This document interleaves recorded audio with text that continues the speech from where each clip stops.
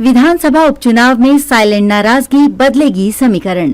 BJP ने सलूंबर, झुंझुनू, रामगढ़ के बागी साधे, कांग्रेस को दौसा और देवली पर चुनौती। राजस्थान विधानसभा उपचुनाव में कौन सी सीट पर बगावत और नाराजगी समीकरण बदल सकती है? नामांकन के बाद तस्वीर खुलकर सामने आ गई है। बीजेपी ने शुरुआती तौर पर सलूंबर, झुंझुनू और रामगढ़ सीटों पर टिकट कटने से नाराज नेताओं को मना लिया है। खींवसर सीट पर भी समीकरण बिगाड़ने वाले नेता को अपने खेमे में ले लिया है। हालांकि कुछ जगहों पर नेताओं की साइलेंट नाराजगी बरकरार है। विपक्षी पार्टी कांग्रेस में डैमेज कंट्रोल उतना प्रभावी रूप से नहीं हो पाया है। देवली उनियारा से बागी नरेश मीणा कांग्रेस के लिए चुनौती बन गए हैं। पूर्व केंद्रीय मंत्री नमो नारायण मीणा तो सलूंबर में रघुवीर मीणा की नाराजगी बरकरार है। कुछ सीटों पर तो नाराजगी टीस में बदल गई है। लोकसभा चुनाव में बना इंडिया गठबंधन राजस्थान में टूटने से भी कांग्रेस के भीतर नेताओं में खींचतान है। मंडे स्पेशल स्टोरी में सीटवार पढ़िए कहां कौन सी पार्टी कितना डैमेज कंट्रोल कर पाई है और कहां भीतरघात का खतरा सता रहा है। मैच फिक्स की चर्चाओं को मंच से कहकर गहलोत ने क्या संकेत दिए?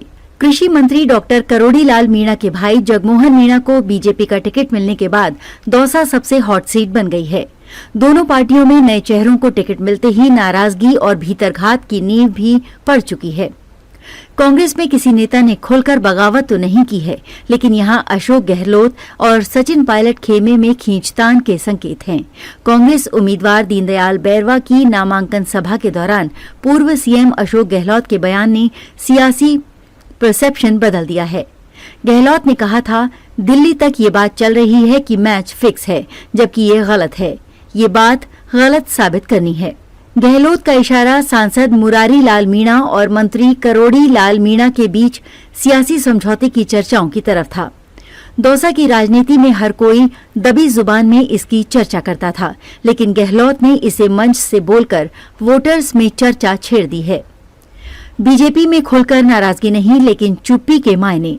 बीजेपी में भी किसी नेता ने खुलकर नाराजगी नहीं दिखाई है, लेकिन जनरल सीट पर एसी उम्मीदवार देने से भी एक वर्ग में दबी जुबान में नाराजगी जरूर है। हालांकि बीजेपी का कोर वोटर इस पर अभी चुप है। बीजेपी के पूर्व विधायक और पिछली बार के उम्मीदवार शंकर लाल शर्मा भी टिकट कटने से अंदरूनी तौर पर नाराज बताए जा रहे हैं। उनके समर्थकों के मन में टीस है। उन्होंने इस सीट से दावेदारी जताई थी, लेकिन पार्टी ने नए चेहरे को मौका दिया है। ऐसे में कांग्रेस के सामने भी यहां बगावत और भीतरघात का दोनों का खतरा है। नमो नारायण मीणा का हाल ही में एक वीडियो सामने आया था, जिसमें वो अपने भाई पर ही धोखा देने का आरोप लगा रहे थे। ये सब संकेत कांग्रेस की अंदरूनी खींचतान को ही दिखा रहे हैं।